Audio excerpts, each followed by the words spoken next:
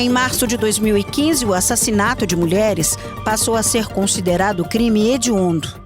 A mudança na lei favorece a responsabilização dos criminosos e incentiva políticas públicas que defendam as mulheres. E este é o tema da série de reportagens Covardia que Mata, que estreou na Record TV Minas no último dia 26 de maio. Uma das entrevistadas foi a juíza Marixa Fabiani, conhecida pela atuação no caso Elisa Samúdio, vítima do goleiro Bruno. Aqui vou conversar com ela para aprofundar a discussão sobre esse crime que já tirou a vida de 37 mulheres apenas nos 4 primeiros meses de 2022 em Minas Gerais. Eu sou Shirley Barroso e este é o podcast Repórter Record TV Minas. Olá, doutora. Bom, antes do feminicídio ser classificado como agravante do homicídio, matar uma mulher era um crime simples, não é? Antes da qualificadora do feminicídio, o assassinato de uma mulher ele era enquadrado como um homicídio comum. E, no máximo, ali vinha uma qualificadora de um motivo fútil ou torpe. Era muito comum eu presenciar durante plenários de julgamento que a defesa sustentasse a tese de violenta emoção, logo em seguida a injusta provocação da vítima, que é uma causa especial de redução da pena. Então, nos casos, por exemplo, em que um homem matava uma mulher por uma discussão entre um casal, era ignorado o histórico de violência desse casal. E muitas vezes a defesa conseguia em plenário que o Conselho de Sentença reconhecesse essa causa especial de redução de pena e essa pena aí baixava para 4 anos e o réu saía livre, dando tchauzinho em plenário. Isso me deixava muito consternada e triste. Com a criação da qualificadora do feminicídio, esse homicídio passou a ser qualificado por essa qualificadora, essa nova majorante, e ainda que o Conselho de Sentença, de forma benevolente, reconheça, acolha uma causa especial de redução da pena, como o caso da violenta emoção, está aí reconhecida a qualificadora do feminicídio, essas duas, tanto a de redução quanto a qualificadora, elas coexistem, e aí não vai dar uma pena inferior a 8 anos, né? E o homicídio continua sendo, aí, no caso o feminicídio, sendo um crime hediondo. Né? Então, assim, houve sim esse avanço e mais do que isso, ou seja, mais do que agravamento da pena, o feminicídio passou a ser contado, né? Porque antes ele era ignorado. Ele passou a ser visibilizado também. Então, tanto as estatísticas dos tribunais em seus sistemas precisaram se adequar para receber aí essa tipificação do feminicídio, quanto os boletins de ocorrência, e essa contagem faz com que os estados e a própria União possam desenvolver políticas públicas para a prevenção e repressão do feminicídio. De 2010 até o julgamento dos acusados do caso Bruno, a senhora viveu muito este caso. De lá para cá, a senhora acha que a visibilidade do caso, que teve repercussão internacional, toda a trama envolvida com relação à morte da Elisa, isso fez com que a lei fosse aprovada? Isso pode ter ajudado a lei a ser aprovada? Olha, eu não tenho dúvidas que o assassinato da Elisa, que ocorreu em 2010, tenha sido um importante vetor e um importante impulsionador da sanção do feminicídio, do reconhecimento do feminicídio.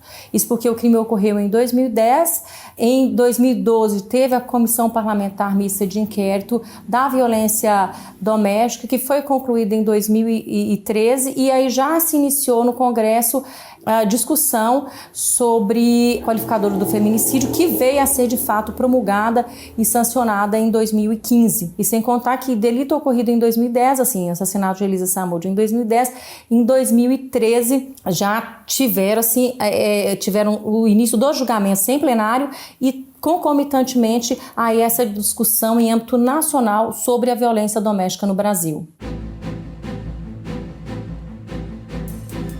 já teve um avanço grande. Nós temos aí a Lei Maria da Penha, tem o feminicídio como qualificadora. Ainda há muito o que se fazer para proteger essa mulher, já que o que a gente viu no último e agora, um homem tentou matar a mulher, tinha 8 boletins de ocorrência só registrado por ela, já tinha boletins contra outras mulheres. Esses homens que vêm colecionando boletins e que nada é feito. Quando a gente fala que nada é feito, porque se ele tivesse preso, não teria provocado hoje outros. A senhora acha que isso ainda tem que mudar? Acho que esse é o principal ponto que precisa, é de uma maior conscientização, tanto das vítimas quanto de toda a sociedade sobre a necessidade de denunciar. Né? A partir daí, a necessidade de buscar as medidas de proteção. E essas medidas de proteção, elas são gradativas, né?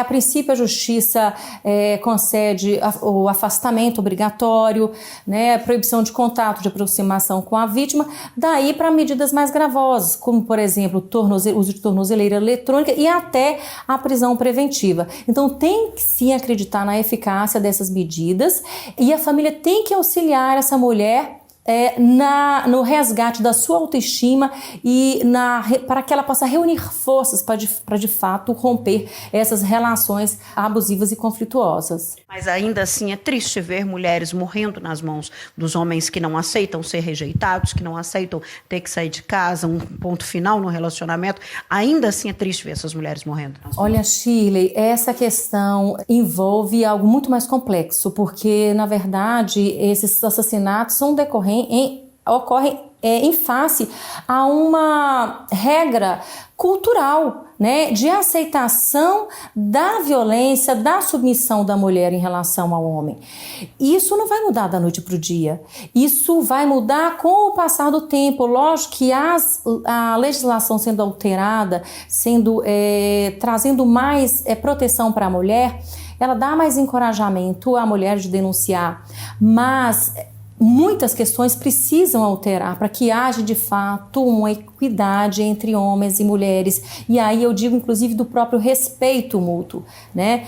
E isso não vai ser da noite para o dia, isso vai ser com investimento em educação, em conscientização, e só a partir desse recrudescimento social em relação à igualdade entre homens e mulheres, né, é que vai se melhorar, sim, a redução da violência contra a mulher.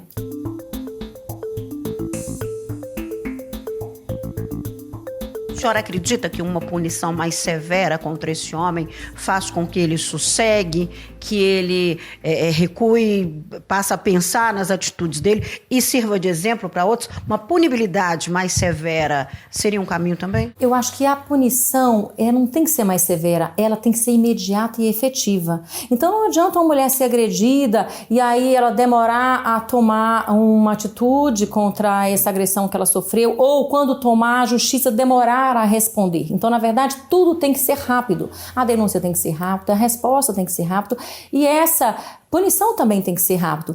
Que seja até o próprio encaminhamento desse agressor para um grupo reflexivo, para um grupo de tratamento, para ele se entender enquanto agressor. Porque como a questão é cultural, essas agressões são invisibilizadas e aceitas dentro da família, do seio familiar, naturalizadas ali, e o próprio agressor ele não se vê enquanto um agressor. Ele sempre se vê, na verdade, enquanto vítima. Ele é vítima de uma comida mal feita, ele é vítima de uma roupa curta, ele é vítima de uma mulher que não faz nada em casa, porque até o trabalho doméstico é invisibilizado. O homem sai para trabalhar e volta, senta no sofá para tomar sua cerveja. A mulher sai para trabalhar, volta e vai para o fogão e para o tanque lavar vasilha. E essa parte do trabalho doméstico não é enxergada, não é valorizada. Né? Então, assim, é uma questão cultural, né? Deveres e direitos dentro do âmbito doméstico e familiar têm que ser divididos, diz respeito à responsabilidade de cada um dentro da família, ou seja, educação dos filhos, divisão das tarefas domésticas, né? Por que só a mulher que tem que cozinhar? Por que a mulher só a mulher que tem que lavar? Por que só a mulher que tem que passar? Né? Porque só a mulher tem que ensinar o para casa para as crianças? Não, o filho é do casal. Quando a mulher engravida, ela engravida junto com o homem, né? Ele também fez parte dessa concepção. Então, na verdade, é um caminhar bem longo que a gente precisa. Instrumentos para isso a gente tem, que são as leis, que são muito positivas, né? A legislação brasileira de proteção à mulher, né? A Lei Maria da Penha é uma das 3 melhores do mundo, né? O que a gente precisa agora é de políticas públicas para, de fato, fazer com que haja concretude nesse arcabouço legislativo que já existe para essa proteção.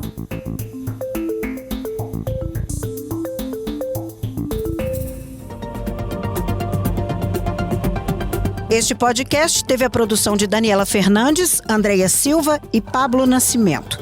Edição de texto de Flávia Martins e Miguel. Edição de áudio, Kiko Viveiros. Direção de jornalismo, Marco Nascimento. Se conecte conosco nas redes sociais, @Record TV Minas, no Instagram, Facebook, Twitter e YouTube. Até a próxima semana.